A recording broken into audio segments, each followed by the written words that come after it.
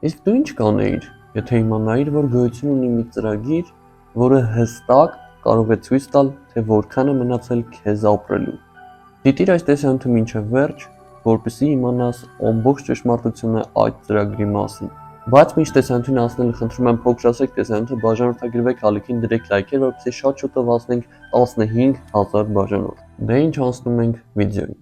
Ուրեմն, օրեր առաջ դիտեցի մի ֆիլմ, որը վստահ եմ համացանցում ձեզ հանդիպած կլինի ինչ-որ շորտերով կամ ռիլերով,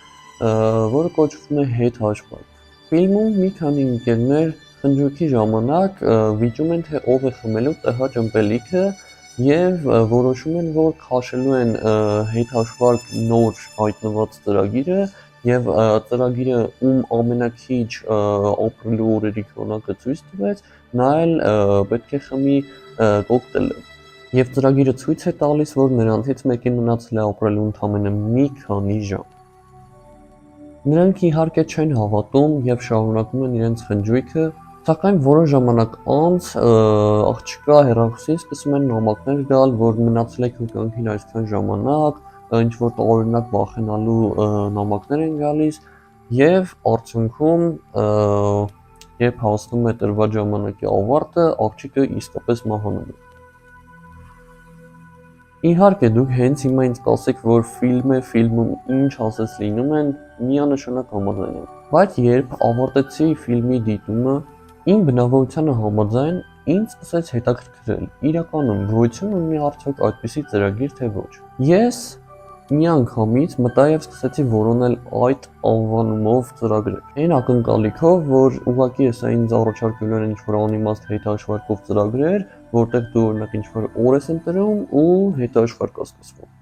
Բայց ի զարմանս ինձ, հենց առաջին ծրագիրը, որը ինձ առաջարկվեց, հենց այն ծրագիրն էր, որը որ ներկայացված էր ֆիլմում։ Նույն նկարով, նույն վերնագրով եւ նույնիսկ ծրագրի հեղինակի անվան տակ գրված էր ֆիլմի հեղինակի անվանումը։ Անկախ այդ ամենի, ես չդադարեցի կարծել, որ սա ուղղակի անհեթեթություն է ու ոչ մի ճշմարտություն չկա դրա մեջ։ Սակայն ինձ առաջին փաստը, որը հետաքրքրեց այն էր, որ այդ ծրագիրը անվճար չէր, այլ այն ներբեռնելը արժեր $0.70, եթե չեմ սխալվում։ Իսկ երկրորդ ամենատարօրինակ փաստը նրա նկարագրությունն էր։ Հիմա ասում եմ, թե ինչ էր գրված ծրագրի նկարագրության բաժնում։ Ծրագրից կարող են օգտվել միայն այն մարդիկ, ովքեր չունեն հոգեբանական խնդիրներ,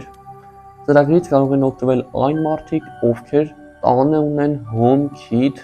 ծրագիրը։ Ինչ է HomeKit-ը։ Ես հետաքրքրվեցի եւ իմացա, որ HomeKit-ը Apple-ի կողմից թողարկված մի ծրագիր է, որի միջոցով դու կարողանում ես գտնել տան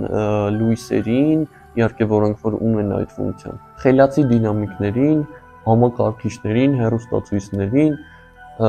եւ ինձ հետաքրքրեց պատճառը, որը որ ես րոպեներ անց հասկացա։ Ծրագիրը 99%-ով անում է այն ամենը, ինչը որ արվում է ֆիլմի մեջ։ Երբ քեզ ինչ-որ ժամանակ է տալիս ծրագիրը, օրինակ դու մահանալու ես 3 օրից, 3 օր անց այդ ծրագրի միջոցով տան լույսերը սկսում են անջատվել միանալ, համակարգիչից եւ հեռուստացույցից սկսում են տարօրինակ ձայներ գալ եւ եթե դու չիմանաս ու կարդացած չլինես նկարագրությունը, ապա քեզ իրոք թվա, որ եկել է այդ պահը ու դու կստանաս ուղղակի հոգեկան խանգարում։ Ես մի պահ պատկերացնում եմ, եթե դու օրինակ այդ ծրագիրը ակտիվացնես, ինքը տա մի 10 տարի ու դու ուղղակի մոռանաս այդ ծրագրի մասին ու 10 տարի հետո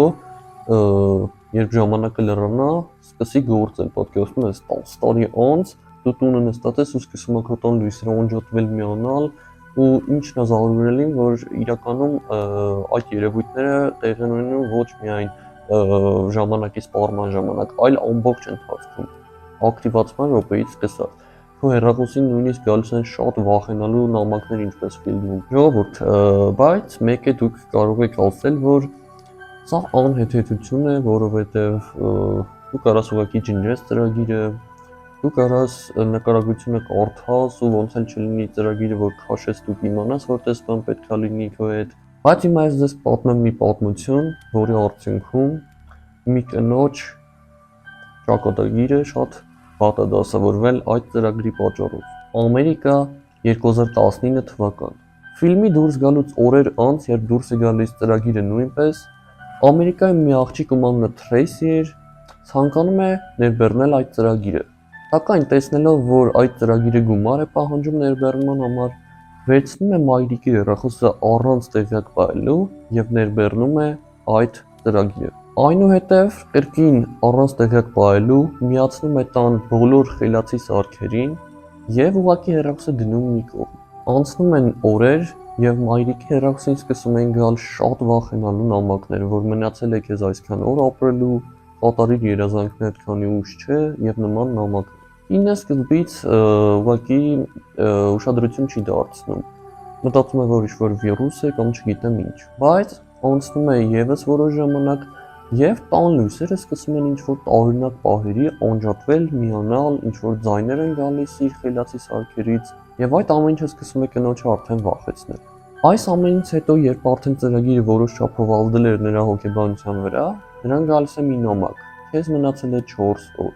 Ինը սեղմում է նամակի վրա, մտնում ծրագիր եւ տեսնում հետհաշվարկը։ Եվ ինչպես իր աղջիկը, նա նույնպես ոչ ոքի չի պատմում այդ ամեն ինչի մասին, պահելով իր մեջ։ Օրերը անցնում են, նրա վախը ավելանում է։ Եվ երբ հետհաշվարկը մոտենում է վերջնակետին, ժամանակը ավարտվելուց 10 րոպե առաջ կինը ստանում է հոգեկան խանգարում։ Եվ այս ամենի արդյունքում ինչ որ